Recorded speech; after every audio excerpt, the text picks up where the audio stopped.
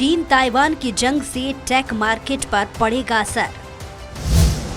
बड़ी टेक कंपनियों के लिए चिप बनाता है ताइवान।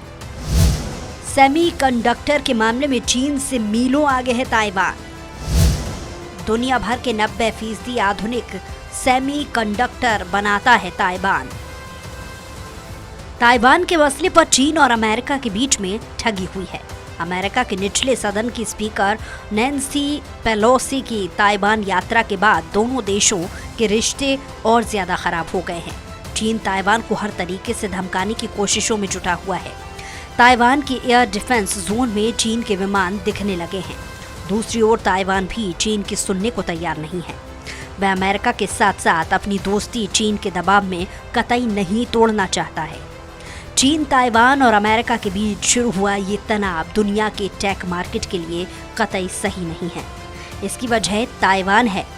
इसका टेक मार्केट में अपनी विशेषज्ञता के कारण दबदबा है। तकनीक और सेमीकंडक्टर बाजार में ताइवान का बड़ा योगदान है। दुनिया भर के 90% आधुनिक सेमीकंडक्टर ताइवान ही बनाता है।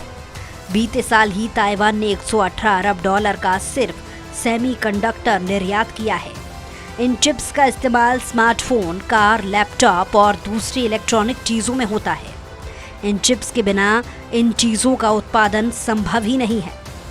सेमीकंडक्टर का इलेक्ट्रॉनिक्स, कंप्यूटर, स्मार्टफोन, कारों के सेंसर में बड़े पैमाने पर इस्तेमाल होता है। सेमीकंडक्टर का प्रोडक्शन एक जटिल काम होता है, जिसमें डिज़ाइन करने वाली कंपनियों से लेकर बनाने वाली कंपनियां तक शामिल होती हैं। इसके अलावा सेमीकंडक्टर इंडस्ट्रीज के नेटवर्क में टेक्नोलॉजी सप्लाई करने से लेकर सामग्रियों और मशीनरियों की आपूर्ति करने वाली कंपनियां तक शामिल होती हैं। ताइवान की कंपनी TSMC दुनिया की दिग्गज टेक कंपनियों के लिए चिप बनाती है। इसमें एप्पल, AMD, NVI, DIA और ARM जैसी कंपनियां शामिल हैं। सेमीकंडक्टर के मामले में ताइवान के उभार की शुरुआत साल 1985 में हुई थी। ताइवान की सरकार ने मॉरिस चेंज को अपने देश में उभरती सेमीकंडक्टर इंडस्ट्री को डेवलप करने के लिए खाका तैयार करने का काम सौंपा था।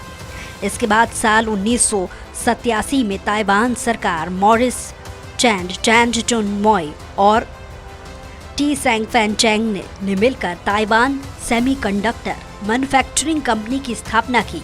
आज ये दुनिया की सबसे बड़ी सेमीकंडक्टर कंपनी है। सेमीकंडक्टर के मामले में इस कंपनी के दबदबे का अंदाजा इसी बात से लगाया जा सकता है कि TSMC एक समय ग्लोबल मार्केट की 92% डिमांड को पूरा कर रही थी। वहीं दूसरे स्थान पर काबिज दक्षिण कोरिया की कंपनी सैमसंग की हिस्सेदारी महज 8% पर सीमित थी। वहीं चीन की बात कर ली जाए तो वह ताइवान से मीलों पीछे है। साल 2020 में रेवेन्यू के लिहाज से ताइवान की TSMC पहले पायदान पर थी। ऐसे में चीन और ताइवान के बीच का तनाव सेमीकंडक्टर बाजार के लिए कतई बढ़िया नहीं है।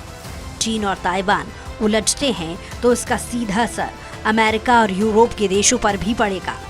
चीन और ताइवान के बीच जंग छिड़ती है तो इसका असर मोबाइल निर्माता कंपनियों के साथ कार निर्माता और होम एंटरटेनमेंट कंपनियों पर भी पड़ेगा।